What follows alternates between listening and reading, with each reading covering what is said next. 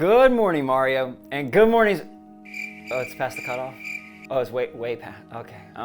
Good evening, Bowser, and good evening, Switch fans. I was playing a secret game all morning. That's why this show is a little bit later, but I still need to confirm your Monday, your new week. I hope it's starting well, and today we're talking about a bunch of interesting things, including more construction, more rides, and more Donkey Kong. We're talking about an old game franchise coming back for a surprise Switch release, and we're talking about Nintendo commenting on burning with their OLED model, plus September Direct is right around the corner and the leaks have gone wild. There's a new one and we gotta talk about it. So what's going on, everybody? It's Zach from SwitchForce. I love you guys. Thanks for the support. Make sure to smash that like button. I heard it makes your smile look a little more lovely. And make sure to let me know in the comments down below what you think about today's stories. Now the merch is running for less than 1 week more. So if you want the mug, if you want the tee, or if you want the super cool color block hoodie that is the most popular favorite right now with the logo on the right here,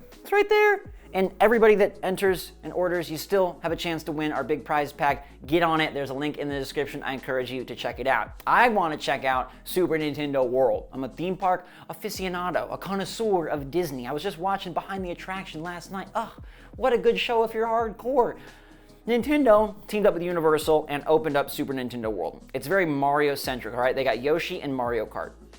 But Donkey Kong is supposedly around the corner. Like, literally, there's a door and it's blocked off and Donkey Kong's supposedly around the corner. Well, people have taken some aerial shots and Nintendo is already building the Donkey Kong land. And this one is supposed to have a minecart roller coaster with drop track technology that sounds amazing. I love drop tracks like at Hagrid's Motorbike Adventure of Magical Creatures in Orlando, Florida.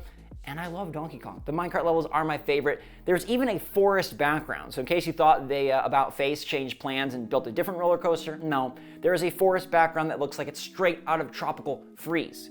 Now this also bodes well, I think, for the Donkey Kong game that was rumored for Switch, because if Nintendo is trying to make a push for DK, what better way than to launch a new game? So it's gonna be a while before international travel is easy again, or even responsible again, but I'm looking forward to one day going to a Nintendo park. They're supposed to bring it to both Hollywood in California and Orlando, Florida, years down the road. Right now it's Japan only, but man, I'm ready for that DK. Ooh, hot tea, leaking all over me. I'm always making a mess, trying to do my best, rhyming all the time. Good morning, Mario on the mind. All right. OLED screens are known for being beautiful, and sometimes they're known for burning. So Nintendo decided to issue a little comment to that. They talked to CNET and were asked about what's gonna happen if there's ghosting or burning on the Switch. How are you trying to prevent that? What's going on? We don't want new Switch OLED ghosting or burn-in to be the new Joy-Con drift. Instead of drifting, we're gonna have ghosting. That would be ugly, but Nintendo said, we've designed the OLED screen to aim for longevity as much as possible. But OLED displays can experience image retention if subjected to static visuals over a long period of time.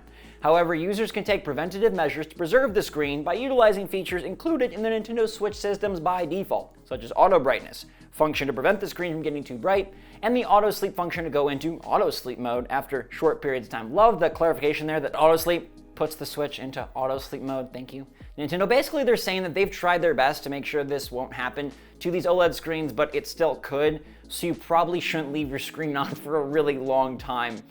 I hope this does not become some sort of problem in October. I really don't want to see this go bad. And it probably won't. Nintendo, they're smart. They know what they're doing. I'm sure they've tested it out on the OLED. But yeah, make sure that you are throwing that Switch screen off, especially after long portable sessions or if you're going to be taking an intermission.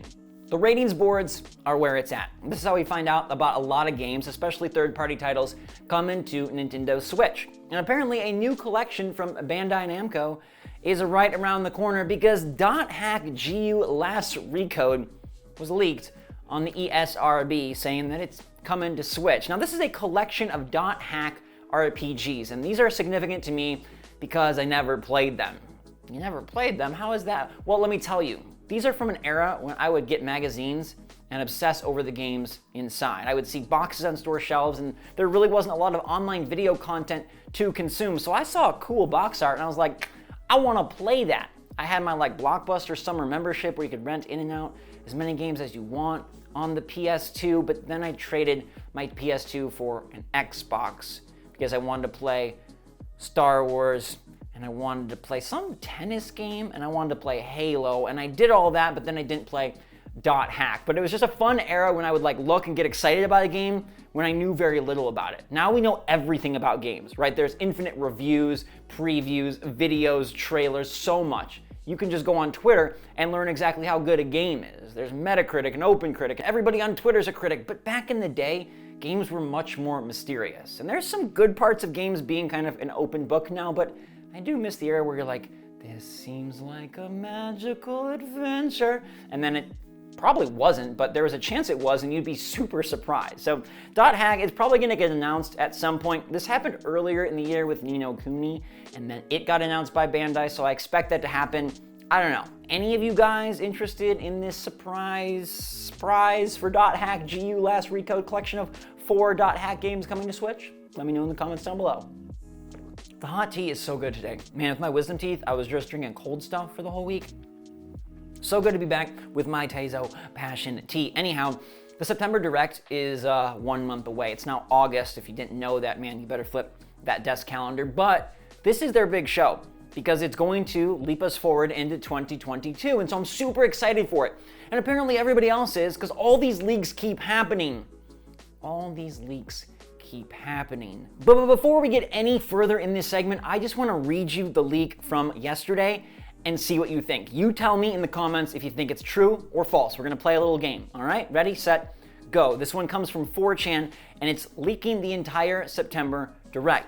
It starts off with a Smash DLC final reveal. It's Arthur Morgan with a John Marston echo. That's a Red Dead Redemption-centric final pack. Metroid Dread Deep Dive, Advance Wars Reboot Camp Closer Look, Pokemon Legends Arceus trailer showing improved graphics, frame rate, and new gameplay, Splatoon 3 trailer with a May 22 release date, new Monolith Soft IP reveal, that's a brand new game, Bayonetta 3 tease with more to show at the Game Awards, indie stuff, Dark Souls 2 coming early 2022, Fallout 3 plus New Vegas coming from Bethesda in early 2022, Tales of Symphonia plus Dawn of the New World dropping in spring of 22, other third-party stuff, Game Boy, Game Boy Color, and Game Boy Advance all arriving next on Nintendo Switch Online, Resident Evil Outbreak reveal from Capcom bringing an exclusive game that's effectively Resident Evil Revelations 3 to Switch, and the closer is the new Donkey Kong game we talked about earlier from the Super Mario Odyssey team. No mention of Breath of the Wild 2. True or false? Okay, now here is what I want to say about this.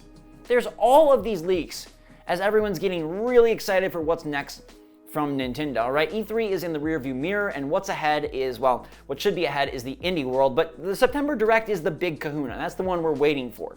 And all these leaks keep popping up, and I don't want to go through all of them. That would take a long time and honestly waste a lot of your time because these leaks aren't real. They pop up on Twitter or they pop up on 4chan and somebody magically knows something and they got the whole list and they know all the dates and they know every last detail. Look, if an entire Direct is going to leak, it'll probably happen like the day before. There's no way that the September Direct is leaking like 6 or 7 weeks before the September Direct. Also, there's an indie world that almost assuredly will happen in August that will come first. And so all of these lists are kind of just preying on people that are really excited and trying to gain clout with easy choices. Saying stuff like Metroid Dread will be at the Fall Direct when it releases in October is like the easiest softball. They're just trying to grab any sort of credibility by looking for the biggest target. Like, oh, Nintendo probably gonna talk about Splatoon 3. Nintendo, well, we know that there's a Donkey Kong game. That'll probably happen. Look, they're taking the most obvious rumors from past and just merging them into the future and saying, we know what's happening. And then a lot of them say this big one like, Zelda Breath of the Wild 2 is not gonna be there.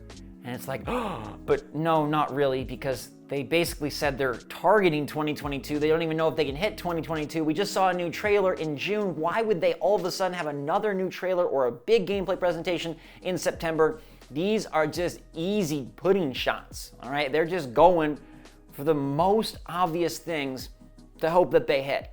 I don't believe that anyone outside of Nintendo knows what's in that September Direct right now. I don't even know if that thing is finalized this far in advance. I would guess they're much more focused on the indie world, which I expect to arrive any week now. So maybe some of this stuff is in the September Direct. Like, yeah, Metroid Dread will probably be there. Advance Wars, quite possibly.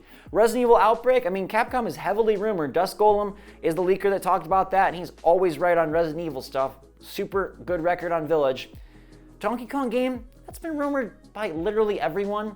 So these aren't really leaks as much as they are just attention grabs. So when you see something like this claiming to know the entire Direct, they don't know the entire Direct. And if it does leak, it would be right before it, and that's kind of a bummer. Like, if we get that close to a new Direct a day before, I just want to see the show. I just want to see what Nintendo puts forth, and you got to kind of really just separate out where are these things coming from, who's saying them, and are they reliable? At this point in the game, like, reliability is what's going to make me present a leak to you as like a legitimate leak versus this. I don't want you guys buying into this. I'm not gonna fake like, oh my gosh, Fallout 3 in New Vegas coming. Like, I just don't buy it. I don't believe it, and I'm not gonna sell you something that I know is just gonna be false, all right? I'm gonna tell you how it is, and I'll let you know, like, these leaks are just preying on our enthusiasm. We're excited for what's next, especially since there wasn't really a huge closer game for Nintendo at E3. Everybody's just tantalized of like,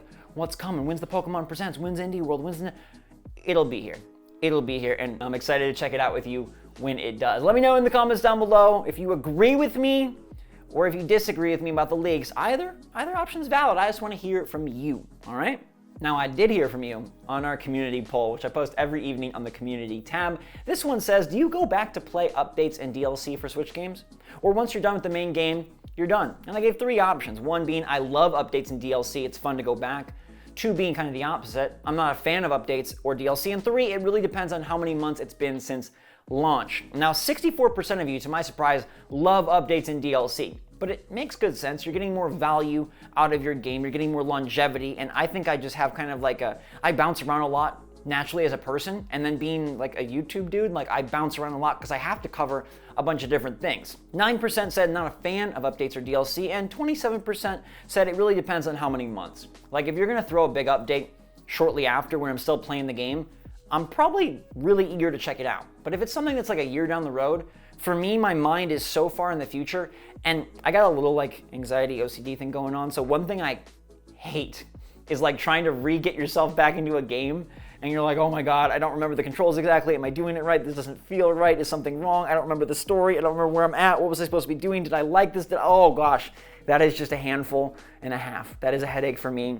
And so unless it's something I love or like a massive campaign expansion, I usually just let it lie. I'm gonna let this show lie until tomorrow. Thank you guys and girls for being here. I appreciate you so much. Check out the merch if you're interested. Got a couple days left to get in on it. I love you. I appreciate you. Have a wonderful rest of your evening. Hope your week is starting off well. Stay safe, stay healthy, stay happy, stay positive out there. And until next time, SwitchForce out.